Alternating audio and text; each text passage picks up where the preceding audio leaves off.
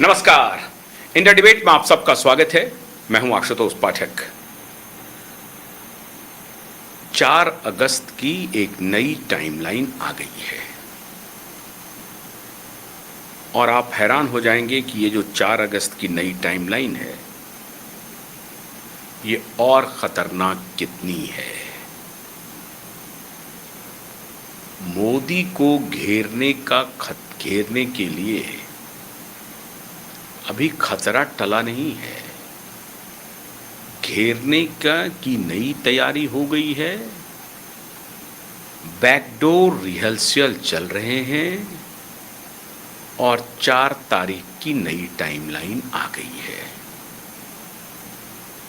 और इस बार तो ऐसा लगता है कि पिछले आंदोलन से भी अधिक बहुत कोऑर्डिनेटेड तरीके से तैयारी हो रही है।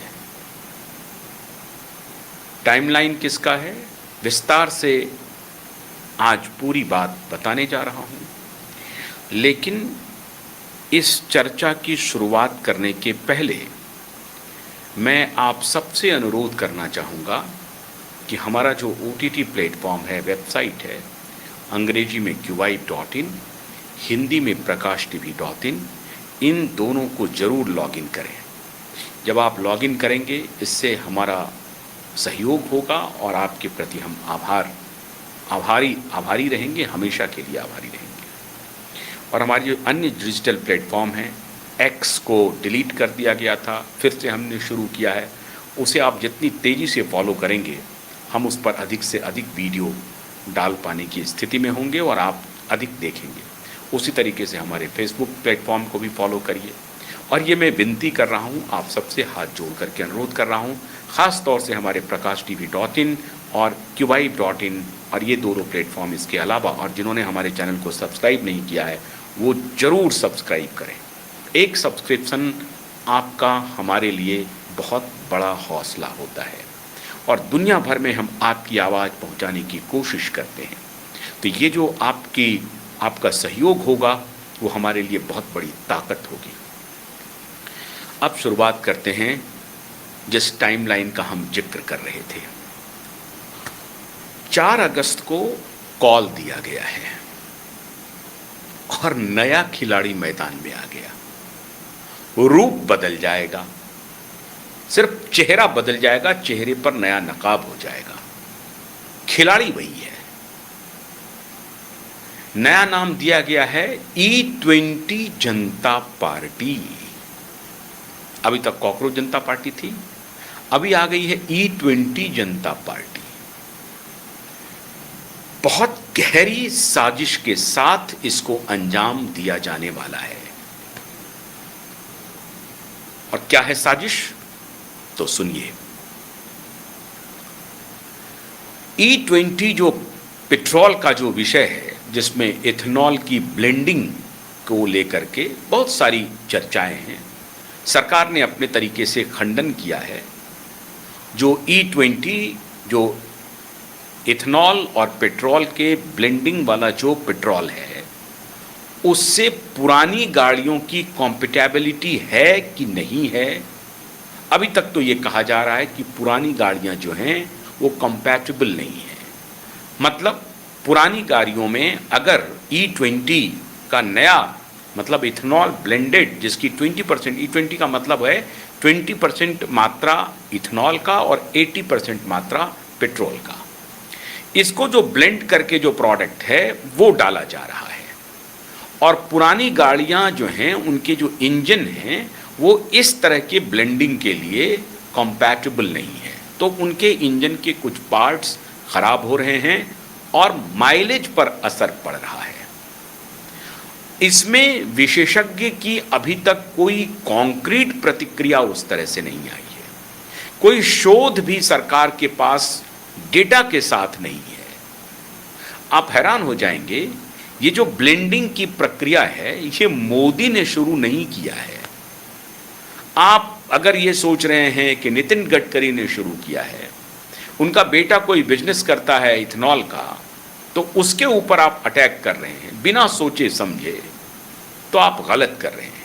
हाँ ठीक है, नितिन गडकरी ने अगर कुछ प्रचार कर दिया हो बिना डेटा को हाथ में लिए हुए, तो आप उनके ऊपर सवाल खड़ा कर सकते हैं, उनसे सवाल जवाब कर सकते हैं। लेकिन यहाँ वो विषय नहीं है। हो सकता है कि नितिन गडकरी जी थोड़ा उत्साह में, क्योंकि वो चाहते हैं किसानों को फायदा हो, पेट्रोल और डीजल पर हमारी डिपेंडेंसी कम हो, सरकार और देश आत्मनिर्भर बने एनर्जी के मामले में। तो ऑल्टरनेट एनर्जी जो भी है, अभी तो देखिए विंड टरबाइन भी लगना शुरू हो गया है।